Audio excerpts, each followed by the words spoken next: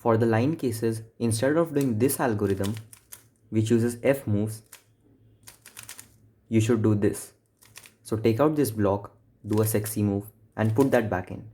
And I use my pinky finger for the wide R moves. For the L cases, instead of using F moves again, you should do a wide Sune. For the dot cases, you need to do wide Antisune followed by back wide Antisune. For the Sune, Antisune, H and pi cases, you should use a standard algorithm, but for the remaining three, it is better to switch to R and U algorithms. For the T cases, you should hold the cube from this angle and do this algorithm. So it is an Antisune cancelled into back Antisune.